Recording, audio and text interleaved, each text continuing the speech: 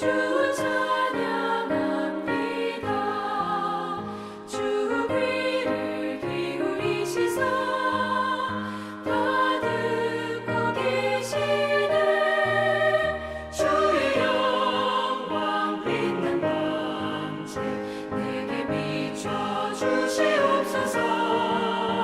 그 밝은 얼굴 배울 때 나의 영혼 기쁘다.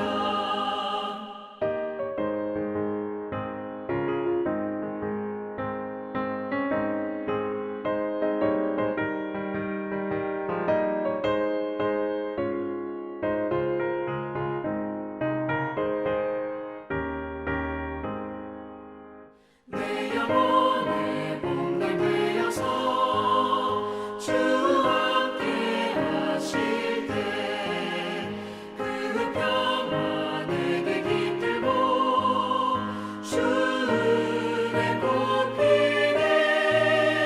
주의 영광 빛난 밤새 내게 비춰 주시옵소서. 그 밝은 얼굴 배울 때 나의 영혼 기쁘다. 내 영혼에 희락이 있고 그 소망 넘치네. 주 예수 복을 주시고 또 내려주시네. 주의 영광 빛난 밤새 내게 비춰 주시옵소서. 그 밝은 얼굴 배울 때 나의 영혼 기쁘다.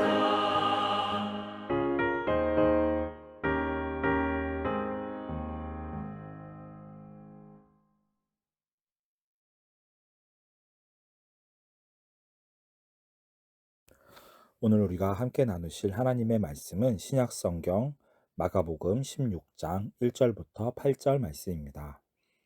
마가복음 16장 1절부터 8절 말씀. 제가 마가복음 16장 1절부터 8절 말씀을 읽도록 하겠습니다. 안식일이 지남에 막달라 마리아와 야고보의 어머니 마리아와 또 살로메가 가서 예수께 바르기 위하여 향품을 사다 두었다가 안식 후 첫날 매우 일찍이 해 돋을 때에 그 무덤으로 가며 서로 말하되 누가 우리를 위하여 무덤 문에서 돌을 굴려 주리요 하더니 눈을 들어본즉 벌써 돌이 굴려져 있는데 그 돌이 심히 크더라. 무덤에 들어가서 흰 옷을 입은 한 청년이 우편에 앉은 것을 보고 놀라매 청년이 이르되 놀라지 말라. 너희가 십자가에 못 박히신 나사렛 예수를 찾는구나. 그가 살아나셨고 여기 계시지 아니하니라. 보라, 그를 두었던 곳이니라.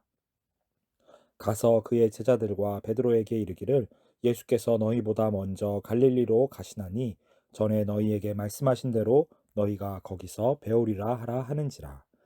여자들이 몹시 놀라 떨며 나와 무덤에서 도망하고 무서워하여 아무에게 아무 말도 하지 못하더라.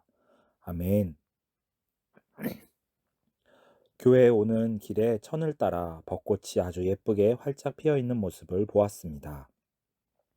그 모습이 마치 추운 겨울이 지나고 따뜻한 봄이 왔음을 활짝 핀 꽃들이 먼저 알고 우리들에게 알려주는 것만 같았습니다.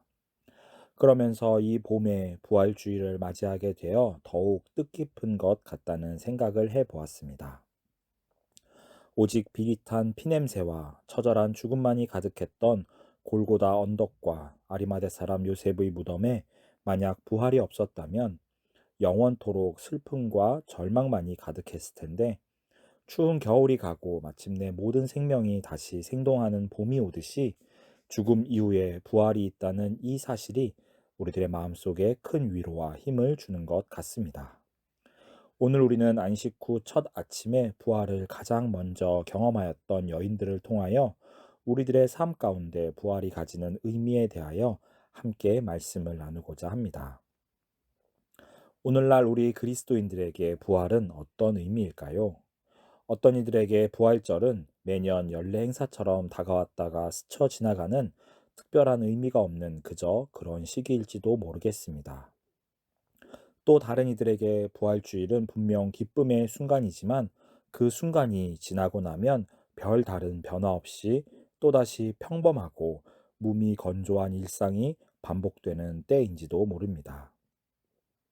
우리에게 만약 예수님의 부활이 큰 의미로 다가오지 않고 있다면 그것은 그분의 부활하심의 능력이 없는 것이 아니라 우리가 그 부활을 온전히 누리기에 아직 부족하기 때문일 수도 있겠다는 생각을 저는 이번 부활주일을 지나며 생각해 보았습니다. 부활을 처음으로 마주한 여인들 또한 아마도 우리와 비슷하였던 것 같습니다. 예수님께서는 십자가에 돌아가시기 전에 이미 자신의 부활에 대하여 말씀을 하셨었지만 그분의 부활을 마음으로 먼저 준비하고 있던 이는 아무도 없었던 것 같습니다. 그래서 부활을 처음으로 마주한 이들의 공통적인 반응은 기쁨이나 감격이 아니라 당혹스러움과 두려움이었습니다. 그들은 자신들이 믿고 따랐던 예수님의 처절하고 무력한 죽으심 앞에서 큰 실망과 좌절감을 맛보았습니다. 그들의 마음속에는 이제 곧 있을 예수님의 부활이 아니라 앞으로 자신들이 살아가야 할 막막한 삶에 대한 생각이 가득했을 것입니다. 그러한 그들에게 예수님의 부활은 기쁨이 되지 못하고 오히려 두려움과 당혹스러움이 될 뿐이었죠. 마가복음 16장 6절부터 8절 말씀. 청년이 이르되 놀라지 말라. 너희가 십자가에 못 박히신 나사렛 예수를 찾는구나. 그가 살아나셨고 여기 계시지 아니하니라. 보라 그를 두었던 곳이니라. 가서 그의 제자들과 베드로에게 이르기를 예수께서 너희보다 먼저 갈릴리로 가시나니 전에 너희에게 말씀하신 대로 너희가 거기서 배우리라 하라 하는지라. 여자들이 몹시 놀라 떨며 나와 무덤에서 도망하고 무서워하여 아무에게 아무 말도 하지 못하더라. 이 여인들의 두려워 떠는 모습과 도망하여 아무에게도 아무 말도 하지 못하였던 모습은 그녀들의 믿음 없음을 보여주는 것 같습니다. 그렇지만 어쩌면 부활을 마주하는 모든 이들의 모습이 마땅히 이러해야 하는 것은 아닌가라는 생각을 저는 해 보았습니다. 부활은 분명 우리들의 모든 예상과 이해를 뛰어넘는 너무나도 놀랍고 받아들이기 어려운 사건입니다. 그러므로 부활을 대면하였을 때 만약 우리의 마음이 혼란스럽지 않고 너무나 평안하다면 우리가 대면한 것은 어쩌면 진정한 부활이 아닐지도 모릅니다. 부활은 기쁨과 감사함이기 이전에 먼저 두려움과 당혹스러움이었습니다. 그리고 이것이 부활을 진정으로 마주한 이들의 지극히 당연한 모습이라고 저는 생각합니다. 사도들 중에서 가장 마지막으로 예수님의 부활하심을 경험하였던 바울 또한 이러한 감정을 느꼈을 것입니다. 부활은 그동안에 가지고 있었던 모든 상식과 예측이 완전히 어긋나고 우리 자신이 누리고 있던 세계가 완전하게 무너져 내리는 것을 의미합니다. 그러므로 예수님의 부활을 경험한 이들은 결코 그 이전과 동일하게 살 수가 없었던 것이지요. 그렇게 부활은 충격과 변화라고 하는 파문을 우리들의 잔잔한 삶 표면에 일으키는 강력한 사건이 됩니다. 우리들에게 예수님의 부활은 예수님의 탄생이나 십자가에서의 죽으심과 같이 너무나도 많이 들어서 아무런 감흥이 없는 성경 속의 이야기들 중 하나가 되어버릴 수도 있습니다. 그리고 우리들의 그러한 마음은 하나님의 말씀을 살아서 능력으로 역사하도록 만드는 것이 아니라 그저 죽어버린 문자들로 만들 뿐입니다. 그러므로 우리들은 예수님께서 죽으시고 다시 부활하셨음을 경축하는 이때에 예수님의 부활하심을 증언하고 있는 이 죽어 있는 말씀들이 다시 살아날 수 있도록 해야 할지도 모르겠습니다. 하나님의 말씀은 책 속에 고정되어서 문자화되어 있는 것이 아니라 언제나 다시 살아나서 새로운 생명력과 능력으로 우리 가운데 변화를 일으켜야만 하기 때문입니다. 비록 지금은 벚꽃이 한창일 때이지만 우리들에게는 그보다 더 소중한 꽃인 무궁화가 있다는 사실을 우리 모두는 기억하고 있습니다. 뜨거운 여름에 태양빛 아래에서 활짝 피는 무궁화는 매일 아침에 피었다가 그날 저녁에 진다고 합니다. 그렇게 약 100일 동안 매일 새롭게 피고 또 진다고 하여 다함이 없다는 의미로 무궁화라고 부른다고 합니다. 매일 아침 새로운 꽃을 피우는 무궁화처럼 하나님의 말씀과 예수 그리스도의 부활, 그리고 성령 하나님의 충만하심은 그저 과거의 일이나 생명력 없는 문자로서의 기록이 아니라 오늘 이 아침에 다시 살아나 우리들에게 새로움을 선사해 주는 살아있는 생명과 능력이 되어야만 합니다. 안식 후 첫 아침에 부활을 맞이하였던 여인들과 같이 부활 후 첫 아침에 떨리는 마음으로 다시금 부활을 능력 가운데 맞이하는 종암성서 침례교회의 모든 성도님들이 되시기를 주님의 이름으로 축복합니다. 기도하겠습니다. 하나님 아버지, 우리들이 이 아침을 기도와 말씀으로 시작하오니 이 새로운 시작을 우리가 부활의 능력으로 이루어 나갈 수 있도록 인도하여 주시옵소서.